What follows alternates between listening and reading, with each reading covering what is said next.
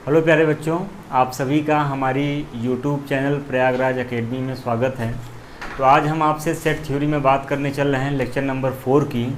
और इसके previous lecture में हम लोगों ने एक्सरसाइज 1.1 को कंप्लीट किया था। ठीक है, तो आइए आज हम बात करते हैं टाइप्स ऑफ सेट की। ठीक है, सेट के प्रकार कितने हैं उनकी बात करते हैं। तो हेडिंग डाल लीजिए टाइप्स ऑफ सेट, है ना, समुच्चय के प्रकार। अब समुच्चय के बारे में हम लोगों ने पढ़ लिया, समुच्चय की परिभाषा पढ़ लिया, रिप्रेजेंटेशन कैसे होता है ये पढ़ लिया। अब बात करते हैं समुच्चय के प्रकार की। तो देखिए, एज पर एनसीईआरटी आप में जो है मुख्यतः 3 से 4 इसके प्रकार हैं। तो उन्हीं प्रकारों की हम आपसे चर्चा यहाँ पे करेंगे। तो सबसे पहले हम बात करते हैं कि सिंगल्टन सेट क्या होता है। कौन सा? Singleton set. Singleton set, singleton set को हिंदी में बोलते हैं एकल समुच्चय। एकल समुच्चय, है ना। तो इसकी परिभाषा आप दे सकते हैं कि ऐसा समुच्चय जिसमें केवल एक अवयव हो उसको क्या बोलते हैं? एकल समुच्चय। तो आप इसमें लिख सकते हैं जिसमें केवल एक अवयव हो, एक अवयव हो, उसे क्या कहते हैं? उसे एकल समुच्चय कहते हैं। उसे एकल समुच्चय कहते हैं। ठीक है। अब आप कहेंगे कि एकल समुच्चय की एग्जाम्पल एक आध बताइए। तो इसके एग्जाम्पल की चर्चा कर लेते हैं। तो एग्जाम्पल में जैसे मैंने आपको नेचुरल नंबर पहले लेक्चर में बताया था, बहुत डिटेल में तो नहीं बताया था, लेकिन नेचुरल नंबर की एक मैंने आपको ब्रीफ इंट्रोडक्शन यहाँ पे दिया था। और उसमें आपको एक मैंने सम अभाज्य संख्या के बारे में बताया था। तो सम अभाज्य संख्या कौन सी है? वो केवल एक है। वो कौन सी है? 2, है ना, इकलौती एक ही है। तो वह कौन सा है? 2। तो अगर मैं यहाँ पे लिखूँ सम अभाज्य संख्या का समुच्चय, सम अभाज्य संख्या का समुच्चय, तो समअभाज्य संख्या का समुच्चय ये किस में आएगा? ये आपका सिंगल्टन सेट में आएगा। किस में आएगा? सिंगल्टन सेट में आएगा। और वह संख्या है कौन सी? वह संख्या आपकी 2 है। ठीक है, वह क्या है? 2 है। यानी ऐसा सेट जिसमें केवल एक अवयव हो वो आपका किस श्रेणी में आएगा? वो आपका सिंगल्टन सेट की श्रेणी में आएगा। अब यहाँ पर एक क्वेश्चन आपके दिमाग में आ रहा होगा कि सर हमारे एनसीईआरटी की बुक में रिक्त समुच्चय से स्टार्ट है, तो आपने सिंगल्टन सेट के बारे में क्यों बताया? सिंगल्टन सेट के बारे में इसलिए बताया क्योंकि इस सिंगल्टन सेट का यूज कहाँ है? रिक्त समुच्चय में है, जो कि अभी हम आपसे डिस्कस करने वाले हैं। तो अगली आपका जो प्रकार है, हेडिंग डाल लीजिए, कौन सा? रिक्त समुच्चय। अगली जो आपकी हेडिंग है वो कौन सी है? रिक्त समुच्चय। तो आपका 2 नंबर, रिक्त समुच्चय को जो है बोलते हैं नल सेट, या इसी को बोलते हैं वाइड सेट, या इसी को बोलते हैं जो आपकी किताब में है क्या? Empty set. एम्प्टी सेट, और हिंदी में इसको क्या बोलते हैं? रिक्त समुच्चय। तो इसके जो है इंग्लिश में 3 नाम हैं। कितने नाम हैं? 3 नाम हैं। ठीक है। और एक चीज़ ध्यान रखिएगा प्यारे बच्चों, यहाँ पे ये जो तिर्यक लाइन खींची है ना, इसका भी एक मतलब है। इस तिर्यक लाइन का मतलब होता है या, है ना। या का मतलब क्या होता है कि अगर किसी व्यक्ति के एक से अधिक नाम होते हैं तो बोलते हैं इनका नाम ये है, या ये है, या ये है। तो उसी तरीके से रिक्त समुच्चय का इंग्लिश में 3 नाम होते हैं। नल सेट बोलते हैं, वाइड सेट बोलते हैं, और एम्प्टी सेट, जो कि आपके बुक में दिया गया है। ठीक है। अगर किसी अवयव में, समुच्चय में कोई भी अवयव नहीं है तो आप उसको क्या बोलते हैं? नल है, 0 है। ठीक। तो अब इसको आप डिफाइन कैसे करेंगे कि ऐसा समुच्चय, ऐसा समुच्चय जिसमें एक भी अवयव ना हो, एक भी अवयव ना हो, उसे क्या बोलते हैं? उसे रिक्त समुच्चय कहते हैं। उसे क्या बोलेंगे? उसे रिक्त समुच्चय कहते हैं। ठीक है। जिसमें एक भी अवयव ना हो उसको क्या बोलेंगे? रिक्त समुच्चय। तो एक भी अवयव ना हो, इसके नीचे आप अंडरलाइन कर लीजिएगा। अब इसमें एक खास बात है, खास बात यह है कि इसको दिखाते किससे हैं, है ना? तो representation of empty set, representation of empty set. अब मैं बार बार इसको जो है नल और वाइड नहीं लिखूंगा, केवल एम्प्टी सेट लिख देता हूं। तो इसे फाई, ये गोला करके अगर आप तिर्यक जो है लाइन खींचते हैं तो इसको क्या बोलते हैं? फाई। फाई का मतलब PHI, है ना? PHI, हिंदी में इसका उच्चारण क्या होता है? फाई। इसे फाई से दिखाते हैं। किसे दिखाते हैं? फाई से दिखाते हैं। और किससे दिखाते हैं? और या में लिख लीजिएगा, केवल अगर आप मझला कोष्ठक बना दें तब भी जो है आपको ये क्या होगा? एम्प्टी सेट होगा, मझला कोष्ठक। ठीक है, तो दिखाने का एक नोटेशन आपका ये है, ठीक है, ये। और एक नोटेशन आपका केवल क्या है? मझला कोष्ठक अगर आप बना दीजिए तब भी ये किसको दिखाएगा? रिक्त समुच्चय को ही दिखाएगा। और मझले कोष्ठक से भी दिखाते हैं, मझले कोष्ठक से भी दिखाते हैं।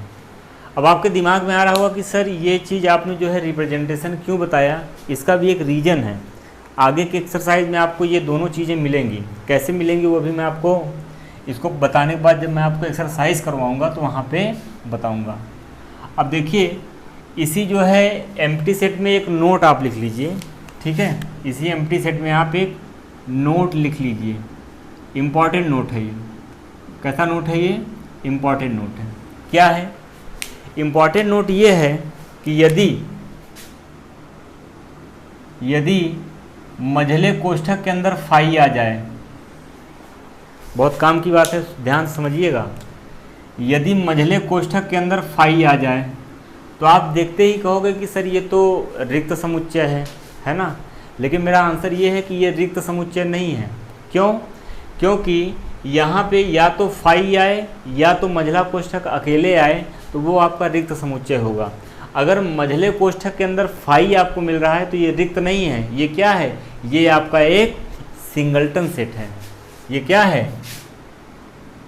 यहाँ पे लिख लीजिएगा, हो तो इसे रिक्त समुच्चय नहीं कहेंगे, रिक्त समुच्चय नहीं कहेंगे, है ना? यह एकल समुच्चय की श्रेणी में आएगा। बहुत इंपॉर्टेंट नोट है ये, यह एकल समुच्चय की श्रेणी में आएगा। ठीक है, ये बहुत काम का नोट है आपका। ठीक, इसीलिए मैंने आपको रिक्त समुच्चय से पहले जो सबसे पहला टाइप मैंने आपको बताया था वो सिंगल्टन सेट बताया था, क्योंकि आपको मुझे ये कॉन्सेप्ट भी बताना था। ये क्लियर हुआ यहाँ पर। और दूसरी बात ये कि कॉपी वॉपी आप लोग बनाए हैं कि नहीं? कॉपी नहीं बनाए हैं तो कॉपी बना लीजिए। आपको जो है लेक्चर वाइज जो है सारे टॉपिक कंप्लीट कराए जाएंगे। और हमारे यूट्यूब चैनल पे एक मैंने प्लेलिस्ट बना दी है 11th और 12th की, तो आप उस प्लेलिस्ट को भी जो है जाकर देखेंगे तो उसमें जो है आपको सारे वीडियोस एक प्लेलिस्ट में है। 11th यूपी बोर्ड NCERT और 12th यूपी बोर्ड NCERT। ठीक है, तो आप वहाँ से भी बहुत सारे वीडियो में जाएंगे तो उसमें बहुत सारे वीडियो मिलेंगे। तो आप प्लेलिस्ट खोलिएगा, वहाँ पे आपको एक जगह आपको सारी चीज़ें मिल जाएंगी। ठीक है, ये है। तो यहाँ तक आई थिंक आपको समझ में आ गया होगा, नोट भी करते जाइएगा। अगला प्रकार है आपका परिमित और अपरिमित समुच्चय। परिमित और अपरिमित समुच्चय, तो तीसरा में इसको लिख लीजिए। परिमित, परिमित को बोलते हैं फाइनाइट तथा अपरिमित, अपरिमित समुच्चय। और अपरिमित क्या बोलते हैं? इनफाइनाइट समुच्चय। ठीक है, ये तो देखिए परिमित का मतलब क्या होता है कि जो सीमित हो। परिमित को सीमित भी कहते हैं हम लोग, लेकिन मैथमेटिकल में जो है आप परिमित ही बोलिए, है ना, ये ज़्यादा सुटेबल है। और अपरिमित यानी जिसमें जो है सीमा निश्चित ना हो, जो अनंत तक जाती हो। तो यहाँ पे सिंपल आप जो है अपनी भाषा में लिख सकते हैं कि जिनमें अवयवों की संख्या निश्चित होती है, जिनमें अवयवों की संख्या क्या होती है, निश्चित होती है, उसे परिमित समुच्चय कहते हैं। उसे क्या बोलते हैं, परिमित समुच्चय कहते हैं, है ना। तथा जिसमें अवयवों की संख्या निश्चित नहीं होती है, जिसमें अवयवों की संख्या निश्चित नहीं होती है, निश्चित नहीं होती है, उसे क्या बोलते हैं, अपरिमित समुच्चय कहते हैं। अपरिमित समुच्चय कहते हैं। ठीक है, ये है। तो आप यहाँ पे जो है अंडरलाइन कर लीजिएगा कि अवयवों की संख्या निश्चित और अवयवों की संख्या निश्चित नहीं होती है। ठीक है, तो ये आपका किस श्रेणी में आएगा, ये आपका आएगा परिमित समुच्चय में, और ये किस में आएगा, ये आपका आएगा अपरिमित समुच्चय में। अब एक एक एग्जाम्पल दे देते हैं। जैसे एग्जाम्पल में क्या, अंग्रेजी वर्णमाला के स्वरों का समुच्चय, अंग्रेजी वर्णमाला के स्वरों का समुच्चय। तो अंग्रेजी वर्णमाला के स्वर क्या हैं, ए, ई, आई, ओ, यू। ये क्या है, ये आपका परिमित का एग्जाम्पल है। ये किसका एग्जाम्पल है, परिमित का। और यहाँ पे एक दूसरा एग्जाम्पल देख लेते हैं। जैसे आपसे कहा जाए प्राकृतिक संख्याओं का समुच्चय, प्राकृतिक संख्याओं का समुच्चय। तो प्राकृतिक संख्याएं आपकी कितनी होती हैं, अनंत तक होती हैं। ठीक है, तो ये आपको क्या मिलेगा, ये आपको अपरिमित मिलेगा। ठीक है, ये आपको अपरिमित मिलेगा। ठीक है, तो ये हो गया आपका परिमित और अपरिमित। आई थिंक मैंने आपको रिक्त समुच्चय का एग्जाम्पल एक आध बताया था कि नहीं, शायद दिमाग से स्लिप हो गया। ठीक है, तो आप इसको नोट कर लीजिए। वीडियो को आप लोग पॉज करके नोट भी कर लिया करिए। ठीक है, जैसे अगर मैं मिटा रहा हूँ यहाँ पे, तो आप में एक सुविधा ये भी है कि आप जो है जब मैं मिटाने चलूँ तो आप वीडियो को पॉज कर लीजिए और सारी चीज़ें नोट कर लीजिए कॉपी में। ठीक है, तो रिक्त समुच्चय का आई थिंक एग्जाम्पल दिमाग से स्लिप हो गया था, तो उसका एक एग्जाम्पल आपको मैं यहाँ पे बता देता हूँ। ठीक है ना, एग्जाम्पल उसको आप कॉपी में कहीं किनारे नोट कर लीजिएगा। Example of empty set. देखिए एम्प्टी सेट में मैंने आपको बताया क्या, कि जिसमें एक भी अवयव ना हो, है ना। जैसे आपको एक सेट दे दिया जाए, ए बराबर x is such that x, और यहाँ पे आपसे कहा जाए कि जो यक्स का मान है वो क्या है, वो 1 से 2 है, 2 के बीच में है। X is such that x belongs to between 1 and 2, जहाँ यक्स एक प्राकृतिक संख्या है, जहाँ यक्स एक क्या है, प्राकृतिक संख्या है। अब आप हमको बताइए कि ये जो आपको स्टेटमेंट दिया है, क्या ये स्टेटमेंट जो है किसी अवयव को प्रदर्शित कर पाएगा क्या, है ना।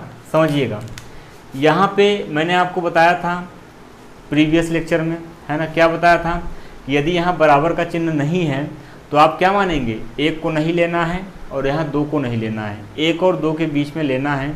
और कैसे लेना है वो निर्धारित आपका करता है कि आगे क्या कह रहा है।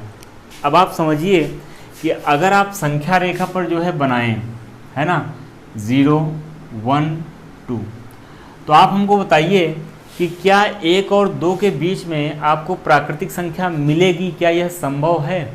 आप ज़रा सोचिए, 1.1, 1.2 आपको डेसिमल में मिलेगा, लेकिन प्राकृतिक संख्या क्या होती है, 1, 2, 3, 4, 5 and so on up to infinite. तो यहाँ पे 1 और 2 के बीच में आपको कोई भी प्राकृतिक संख्या नहीं मिलेगी। अतः ये जो आपका सेट ए है, ये सेट ए किसको दिखाएगा? ये सेट आपको दिखाएगा एम्प्टी सेट को। किसको दिखाएगा? एम्प्टी सेट को। This is the example of empty set. वो माइंड से स्लिप हो गया था तो मैंने आपको यहाँ पे क्लियर करा दिया। आप इसको कॉपी में एम्प्टी सेट जहाँ लिखे हैं वहाँ पे आप इसको नोट कर लें चाहें तो, ठीक है। चलिए अब अगला जो है बात कर लेते हैं। 2 बातें होती हैं, बहुत ध्यान समझिएगा। पहले मैं आपको बताता हूँ कि कार्डिनल नंबर क्या होता है। कार्डिनल नंबर, इससे आपका एक प्रकार खत्म होगा, कार्डिनल नंबर। और कार्डिनल नंबर को हिंदी में भी कार्डिनल नंबर ही कहते हैं, है ना, कार्डिनल नंबर। ये आपको बोलने में भी अच्छा लगेगा। कार्डिनल नंबर बोलिए, CARDINAL। तो कार्डिनल नंबर का मतलब क्या होता है? Number of element in a set. क्या होता है? Number of element, number of element in a set. Hindi क्या होगा? किसी समुच्चय में अवयवों की संख्या, किसी अवयव में, किसी समुच्चय में, किसी समुच्चय में अवयवों की संख्या, ठीक है, अवयवों की संख्या को क्या बोलते हैं? कार्डिनल नंबर बोलते हैं, कार्डिनल नंबर कहते हैं। ये तो हो गई कार्डिनल नंबर क्या होता है। जैसे मैं आपसे कहूँ कि एक सेट आपको दिया गया है, क्या, 1 2 3 4 5। मैं आपसे पूछूं कि इसकी कार्डिनल नंबर कितना है ना। आपसे मैं पूछूं कि इस सेट में what is the cardinal number, what is the number of, या what is the cardinal number, ये आपसे मैं पूछूं तो आप कहोगे कि सर अभी आपने बताया कि किसी समुच्चय में अवयवों की संख्या को कार्डिनल नंबर कहते हैं। कुल कितने अवयव हैं? तो यहाँ पे आप गिनेंगे तो 1 अवयव, 2 अवयव, 3 4 5, कुल कितने हैं? 5 हैं। तो इसकी कार्डिनल नंबर कितना हो जाएगा? 5 हो जाएगा। सही है, बस सिंपल है, बहुत ज़्यादा इसमें नहीं है। अब मुद्दा ये आता है कि सर आपने ये कार्डिनल नंबर बताया क्यों, इसका हमारे जीवन में क्या प्रयोग आने वाला है ना, इससे क्या परिवर्तन होने वाला है। तो ये कार्डिनल नंबर मैंने आपको इसलिए बताया क्योंकि अभी मैं आपका सेट का एक प्रकार और बताऊँगा। वो सेट का एक प्रकार क्या है समझिएगा, ये आप समझ पाए कि नहीं। कार्डिनल नंबर का मतलब होता है किसी समुच्चय में कुल जितनी संख्या है वही कार्डिनल नंबर होती है। बस सिंपल सा एक लाइन में याद रखिए, कुछ इसमें और नहीं है। इसको बताने का रीज़न क्या है? रीज़न ये है कि आपको मैं बताऊंगा, एक तो बताऊंगा इक्वल सेट और एक बताऊंगा इक्विवेलेंट सेट। कौन सा? Equivalent set. तो अगला आपका जो प्रकार है वो है इक्विवेलेंट सेट, है ना। इक्विवेलेंट सेट, इसको हिंदी में क्या बोलते हैं? आई थिंक तुल्यता समुच्चय आप कह लीजिए, तुल्य समुच्चय। तो अब यहाँ पे कार्डिनल नंबर से ही बता सकते हैं आप कि तुल्यता है कि नहीं है। तो किन्हीं दो समुच्चयों में यदि कार्डिनल नंबर जो है आपके बराबर होते हैं तो वह आपका इक्विवेलेंट होता है ना। किन्हीं 2 समुच्चय में, लिख लीजिएगा, इक्विवेलेंट सेट क्या होता है? किन्हीं 2 समुच्चय ए व बी में यदि कार्डिनल नंबर बराबर है, और कार्डिनल नंबर मैंने आपको बताया क्या होता है, कार्डिनल नंबर बराबर हैं तो वे इक्विवेलेंट सेट कहलाएंगे। क्या कहलाएंगे? इक्विवेलेंट सेट कहलाएंगे। सही है। ये मैंने क्या बोल दिया?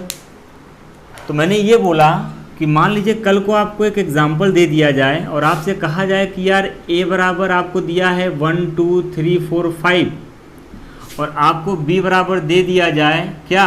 ABCD। ध्यान समझिएगा, ठीक है।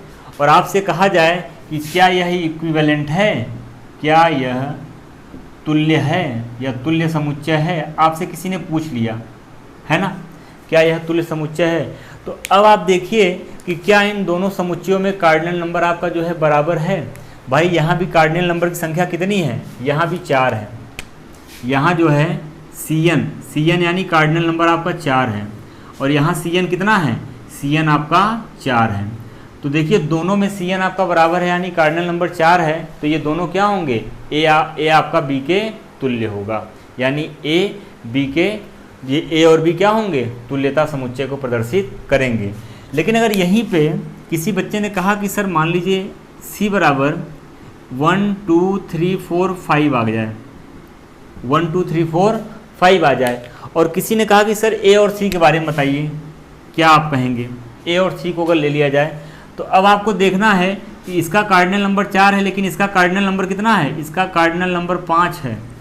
और मैंने आपको अभी लिखवाया कि तुल्यता समुच्चय उसे कहेंगे जिनमें कार्डिनल नंबर आपके जो है क्या होते हैं, बराबर होते हैं। कार्डिनल नंबर क्या होते हैं, बराबर होते हैं।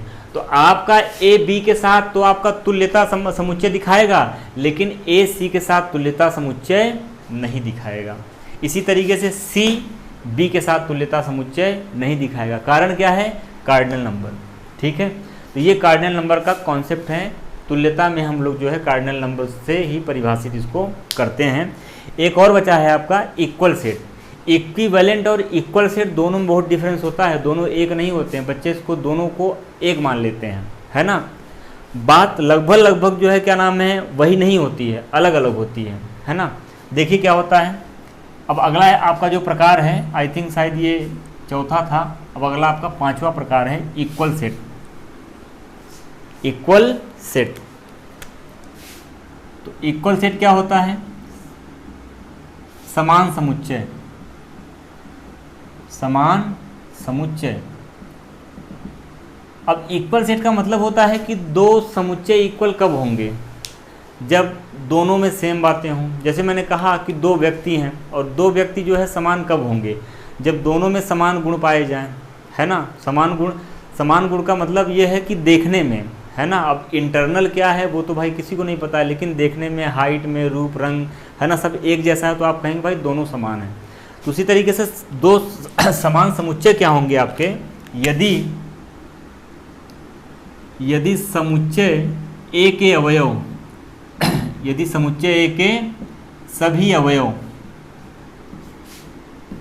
बी के भी अवयव हों, बी के भी अवयव हों, तथा समुच्चय बी के अवयव, समुच्चय बी के अवयव, सभी अवयव ए के भी समुच्चय हों, ए के भी समुच्चय हों, तो उसे क्या बोलते हैं, उसे आप समान समुच्चय कहते हैं।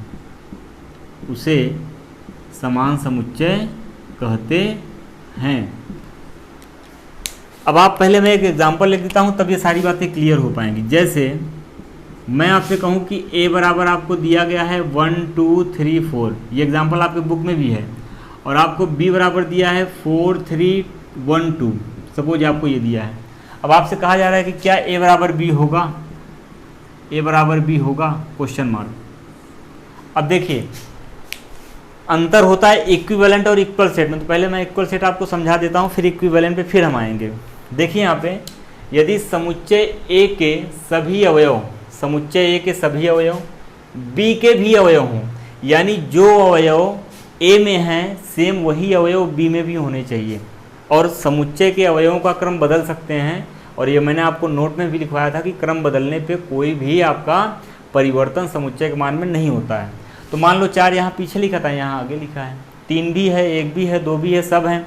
तो समुच्चय ए के सभी अवयव बी के अवयव हैं, सही है। अब आगे देखिए, समुच्चय बी के अवयव ए के भी समुच्चय में हों, है ना, यानी अब इसके भी अवयव इसमें होने चाहिए। पता चला 1 2 3 4 यहाँ तो है, लेकिन इसमें एक अवयव 5 है जो कि इसमें नहीं है। दोनों में बराबर होना चाहिए। तो अगर आपके दोनों में बराबर हैं तो ये क्या होगा, ये आपका इक्वल सेट होगा। यानी ए बराबर किसके हैं, बी के हैं। तो वहाँ पे कार्डिनल नंबर में क्या होता है, अगर मान लो यहाँ पे ए बी सी डी दे दिया था तो ये इक्विवेलेंट होता, लेकिन इक्वल ना होता, क्योंकि ए बी सी डी यहाँ पे नहीं है। सही है। तो ये जो है आपका टाइप्स ऑफ सेट की मैंने बात किया। अब आप एक्सरसाइज 1.2 को लगा सकते हैं। अगले लेक्चर में हम लोग एक्सरसाइज 1.2 को करेंगे। और अगर आपको वीडियोस अच्छे लग रहे हैं तो प्लीज़ अपने साथियों के साथ इसको ज़्यादा से ज़्यादा शेयर करें और चैनल को सब्सक्राइब करना ना भूलें। मिलते हैं फिर आपसे अगले क्लास में, तब तक आप लोग अपना ध्यान रखिए। Thank you so much.